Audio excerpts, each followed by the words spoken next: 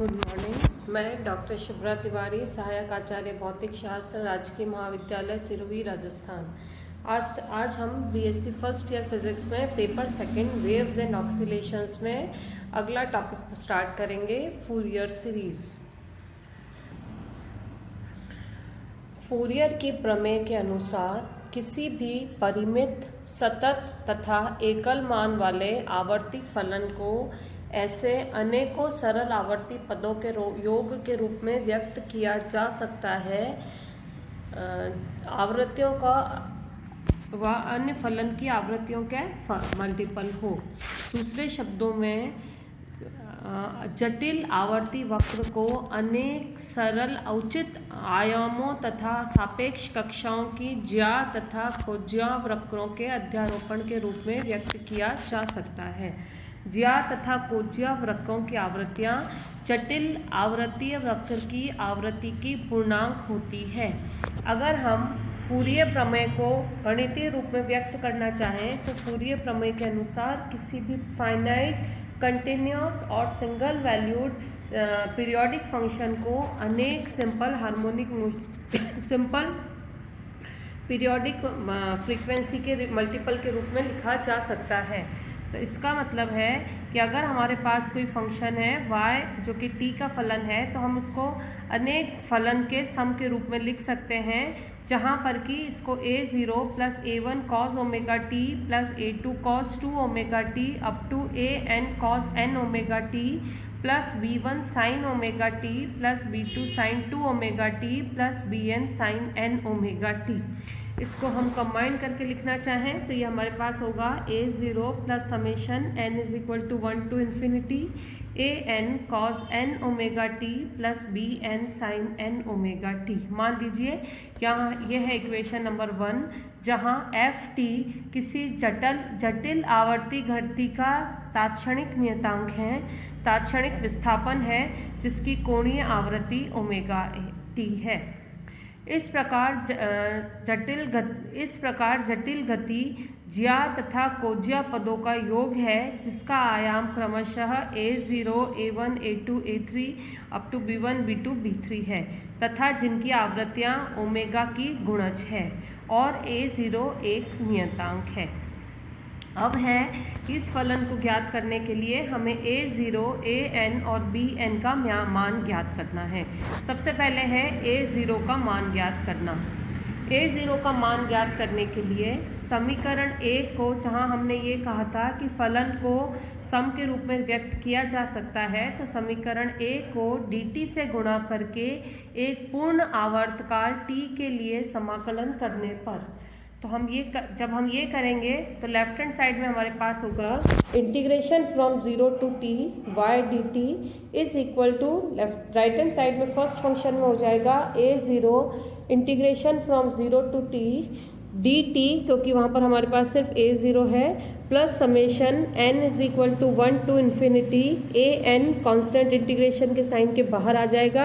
अंदर हमारे पास होगा integration from 0 to t cos n omega t dt plus summation n is equal to 1 to infinity bn integration के sign के बाहर आ जाएगा और हमारे पास बचेगा integration from 0 to t sine n omega t dt।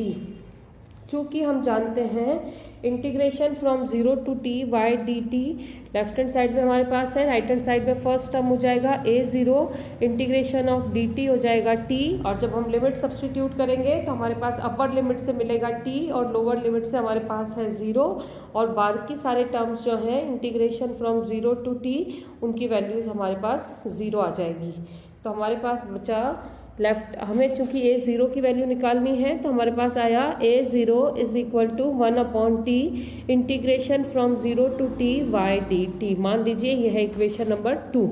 तो a0 की वैल्यू निकालने के लिए हम 1/t करके 0 से t के लिए इंटीग्रेट करेंगे। दूसरी वैल्यू निकालनी है an की, तो an का मान ज्ञात करने के लिए समीकरण 1 को cos n ओमेगा t से गुणा करके 0 टू t तक समाकलन करने पर, तो हमारे पास लेफ्ट हैंड साइड में आ जाएगा integration from 0 to t y cos n omega t dt is equal to right hand side में फर्स्ट टर्म में आएगा a0 integration from 0 to t cos n omega t dt plus अगली term में आएगा a1 integration from 0 to t cos omega t cos n omega t dt। इसी तरह से second term आएगी और nth टर्म के लिए हमारे पास आएगा an integration from 0 to t cos n omega t पहले से है और cos n ओमेगा t से हमने मल्टीप्लाई किया है तो cos square n omega t dt plus b1 integration from 0 to t cos n omega t sin omega t dt फिर sin 2 ओमेगा t और nth टर्म के लिए हमारे पास आएगा bn integration from 0 to t sin n omega t cos n omega t and dt। इसको जब हम सिंप्लीफाई करेंगे सारे की सारी जो टर्म्स हैं उनके सबके लिए इंटीग्रेशन का मान 0 आएगा। सिर्फ हमारे पास जो टर्म बचेगी वो बचेगी an integration from 0 to t cos square n omega t and dt। इसको हम लिख सकते हैं, इसको जब हम सिंप्लीफाई करेंगे तो लेफ्ट हैंड साइड तो ऐसा सच रहेगा integration from 0 to t y cos n omega t dt is equal to an/2। इसको इंटीग्रेट करने के लिए हमने 2 से मल्टीप्लाई कर दिया और 2 से डिवाइड कर दिया तो हमारे पास आया an/2 integration from 0 to t 2 cos square n omega t and dt। ये हमारे पास आएगा an/2 integration from 0 to t। इसको सिंप्लीफाई जब हम करेंगे तो हमारे पास आएगा 1 minus cos 2n omega t और dt। ये आया an/2 एज सच रहेगा। इंटीग्रेशन करेंगे तो 1 का इंटीग्रेशन हो जाएगा t और integration cos 2n omega t का इंटीग्रेशन हमें मिलेगा sin 2n omega t upon 2 omega और लिमिट हमारे पास दे रखी है 0 टू t। इसको हम लिख सकते हैं an/2 t plus sine 2n omega t upon 2 omega. इसको हम लिख सकते हैं an t/2 क्योंकि sine 2n omega t upon 2 omega को जब हम इन लिमिट के साथ सॉल्व करेंगे तो हमें 0 मिलेगा तो हमारे पास सिर्फ टर्म बची an t/2। तो हमें वैल्यू निकालनी है an की तो an हमारे मिल जाएगा 2/t integration from 0 to t cos n omega t and dt। मान लीजिए ये है हमारे पास इक्वेशन नंबर 3। अगली वैल्यू हमें निकालनी है bn। तो bn का मान ज्ञात करने के लिए हम वही प्रोसेस फॉलो करेंगे। समीकरण 1 को पहले हमने cos n ओमेगा t से मल्टीप्लाई किया था, अब हम sin n ओमेगा t से मल्टीप्लाई करके 0 से t तक के लिए समाकलन करेंगे तो हमें मिलेगा integration from 0 to t y sin n omega t dt। इसको जब हमने लेफ्ट हैंड साइड में तो हमें ये मिल गया, राइट हैंड साइड में फर्स्ट टर्म में मिलेगा a0 integration from 0 to t sin n omega t dt plus a1 integration from 0 to t cos omega t sin n omega t dt। इसी तरह से nth टर्म के लिए हमें मिलेगा an integration from 0 to t cos n omega t sin n omega t dt। फिर इसी तरह से ये इनफाइनाइट टर्म्स चलेंगी। फिर b1 integration from 0 to t sin omega t sin n omega t dt, ये भी इनफाइनाइट सीरीज चलेगी plus bn integration from 0 to t sin square n omega t and dt। इसमें left hand side as such रहेगा integration from 0 to t y sin n omega t dt। Right hand side में सारी terms के जब integration करेंगे तो terms 0 आ जाएंगी। सिर्फ हमारे पास बचेगा bn integration from 0 to t sin square n omega t dt। इस टर्म को हम 2 से मल्टीप्लाई और 2 से डिवाइड कर देंगे तो bn/2 integration from 0 to t 2 sin square n omega t and dt। इसको हम लिख सकते हैं bn/2 2 sin स्क्वायर थीटा की वैल्यू होती है 1 माइनस cos 2 थीटा तो हमारे पास आएगा bn/2 integration from 0 to t 1 minus cos 2n omega t and dt। अब हम दोनों टर्म्स का इंटीग्रेशन करेंगे। bn/2 हमारे पास इंटीग्रेशन के साइन के बाहर एज सच रहेगा। 1 का इंटीग्रेशन होने के बाद हमें मिलेगा t minus sine 2n omega t divided by 2n omega और लिमिट है 0 टू t। ये हमारे पास आ जाएगा bn/2। जब हम लिमिट सब्स्टिट्यूट कर देंगे t का हो जाएगा capital T minus sine 2n omega capital T divided by 2n omega as such रहेगा, माइनस 0 रखेंगे तो दोनों t की जगह हमारे पास 0 आ जाएगा। जब हम इसकी को सिंप्लीफाई करेंगे तो हमें मिलेगा bn/2। तो हमें वैल्यू निकालनी है bn की, तो bn इज इक्वल टू हो जाएगा 2/t integration from 0 to t y sin n omega t n dt। यहाँ पर जो क्वांटिटी है integration of an² plus bn² gives the amplitude and tan inverse bn upon an gives the phase of the harmonic whose frequency is n times the frequency of complex note। तो उसकी frequency के लिए उसके amplitude आ जाएगा हमारे पास √an² plus bn² और उसका phase factor आ जाएगा tan inverse bn upon an से। ये तो हमने निकाला कि फूरियर सीरीज का स्टेटमेंट क्या है और फूरियर कॉन्स्टेंट्स a0, an और bn की वैल्यूज कैसे निकाली जाती है। अब हमें फूरियर सीरीज के कुछ एग्जांपल्स पढ़ने हैं। पहला एग्जांपल है वर्गाकार तरंग या स्क्वायर वेव।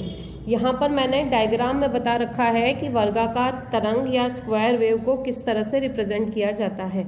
एक्स एक्सिस पे हमने टाइम प्लॉट किया है और वाई एक्सिस पे एम्पलीट्यूड प्लॉट किया है।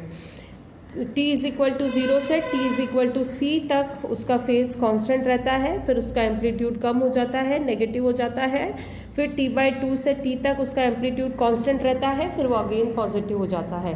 Suppose we have a complex node whose wave form is represented by a square wave OABCDEFGH और ये एक इनफाइनाइट सीरीज है। The wave form of square wave is OF, the wavelength of square wave is OF। O से F तक square wave की wavelength को represent कर रहा है। This curve is defined by the following equation. ये जो कर्व है स्क्वायर वेव का, अगर हम इसको मैथमेटिकली डिफाइन करना चाहें तो हम लिख सकते हैं y is equal to c between t is equal to 0 to t is equal to t/2 and y is equal to minus c between t is equal to t/2 and t is equal to t।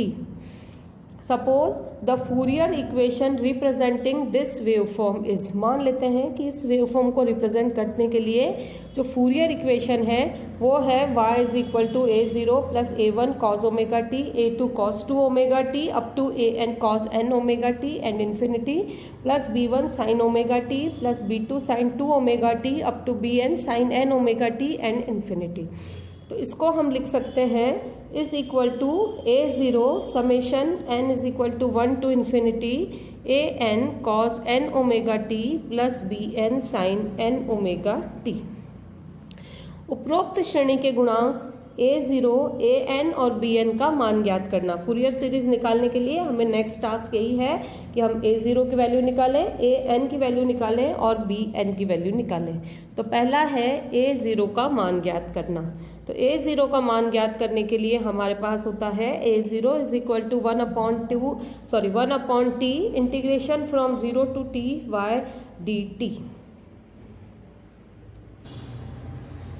ये हमारे पास आएगा is equal to 1/t integration from 0 to t और इस range में y इसको हम break कर देंगे y dt plus integration from t/2 to t y dt। हमने ऐसा इसलिए किया है क्योंकि y की वैल्यू 0 से t/2 रेंज में और t/2 टू t रेंज में अलग अलग है। तो ये हमारे पास आया 1/t integration from 0 to t/2 c dt plus integration from t/2 to t और इस रेंज में इसकी वैल्यू है -c dt। तो ये हमारे पास आया c हमने दोनों में कांस्टेंट को इंटीग्रेशन की साइन के बाहर ले लिया है, तो हमारे पास स्क्वायर ब्रैकेट के बाहर आ जाएगा c/t, ब्रैकेट के अंदर हमारे पास बचा इंटीग्रेशन के साइन के अंदर हमारे पास बचा 0 से t/2 एंड dt। तो dt को इंटीग्रेट किया तो हमारे पास आया स्मॉल t और लिमिट है 0 से t/2। नेक्स्ट इसमें भी हमारे पास होगा -t और लिमिट होगी t/2 टू t। जब हम लिमिट सब्सटीट्यूट करेंगे c/t हमारे पास स्क्वायर ब्रैकेट के बाहर रहेगा, अपर लिमिट से हो जाएगा t/2 -0 minus capital T plus t/2। तो t/2 और t/2 ऐड होके हो जाएंगे t और हमारे पास है -t। तो ये दोनों टर्म 0 हो जाएगी, तो हमारे पास a0 की वैल्यू आ गई 0। सिमिलरली अगला टास्क है ए एन का मान ज्ञात करना। ए एन कॉन्स्टेंट की वैल्यू अभी हमने निकाली है। ए एन की मान होता है a n is equal to 2/t integration from 0 to t y cos n omega t and dt। ये हमारे पास आएगा 2/t इंटीग्रेशन फ्रॉम 0 से t/2 c cos n omega t dt plus integration from t/2 to t minus c cos n omega t and dt। 2 इसको हम लिख सकते हैं, दोनों में c कांस्टेंट है, 2c upon t integration from 0 to t/2 cos n omega t dt minus integration from t/2 to t cos n omega t and dt। 2c upon t constant रहेगा, integration of cos n omega t हमारे पास आ जाएगा sin n omega t upon n omega और limit है 0 से t/2 minus same integration के बाद हमें मिलेगा sin n omega t upon n omega और लिमिट है t/2 टू t। यहाँ हमारे पास आएगा 2c upon t n omega दोनों टर्म्स के डिनोमिनेटर में है, उसको हमने स्क्वायर ब्रैकेट के बाहर ले लिया तो हमारे पास आया 2c upon n omega t। फिर हमें लिमिट सब्सटीट्यूट करनी है, sine n omega small t की जगह हो जाएगी limit capital t/2 minus sine 0 minus sine n omega capital T plus sine n omega t/2। जब हम लिमिट्स की वैल्यू सब्सटीट्यूट करेंगे तो हमारे पास a0 की वैल्यू आएगी 0। सिमिलरली अगला है bn का मान ज्ञात करना। bn का मान ज्ञात करने के लिए हमारे पास फॉर्मूला होता है 2/t integration from 0 to t y sin n omega t dt। चूंकि इस फंक्शन की वैल्यू 0 से t/2 रेंज में और t/2 to t रेंज में अलग अलग है तो इसको हम ब्रेक कर देंगे। 2/t integration from 0 to t/2 c sin n omega t dt plus integration from t/2 to t minus c sin n omega t and dt। ये हो गया 2c upon t 0 to t/2 sin n omega t dt minus t/2 to t sin n omega t and dt। ये हो गया 2c upon t minus cos n omega t upon n omega and t/2 minus और minus cos n omega t upon n omega और limit है t/2 to t। सारी limit substitute करके हमारे पास result आएगा c upon n pi minus cos n pi plus cos 0 plus cos 2n pi minus cos n पाई। ये जो ऊपर वाला रिजल्ट है इसकी वैल्यू डिपेंड करेगी n का मान इवन है या n का मान ऑड है। सबसे पहले हम ले रहे हैं कि जब n का मान इवन है तो उस केस में हमें मिलेगा c अपॉन n पाई और n का मान इवन होते ही cos n पाई होगा -1, cos 0 होगा +1, cos 2n पाई होगा +1 और माइनस cos n पाई होगा -1। तो ये रिजल्ट हमें मिला 0। अगला केस है इफ़ n इज़ ऑड। जब n का मान n का मान ऑड होगा तो हम इसकी वैल्यू सब्सटीट्यूट करेंगे तो हमें मिलेगा 1 + 1 + 1 + 1 = 4। तो कंप्लीट सॉल्यूशन हम लिख सकते हैं a0 हमारे पास आया है 0, an हमारे पास आया है 0 और bn हमारे पास आया है जब n की वैल्यू इवन है तब उसकी वैल्यू 0 है। तो सिर्फ साइन के ऑड फंक्शंस हमें मिलेंगे तो वो हमें मिलेगा y = 4c upon pi sine omega t plus 1/3 sine 3 omega t plus 1/5 sine 5 omega t और ये इनफाइनाइट सीरीज मिलेगी। तो इस प्रकार दिए गए फलन को सरल आवर्ती अवयवों के योग के रूप में लिख सकते हैं जिनकी की आवृत्तियाँ 1, 3, 5 की निष्पत्तियों में तथा आयाम 1:1/3:1/5 की निष्पत्तियों में है।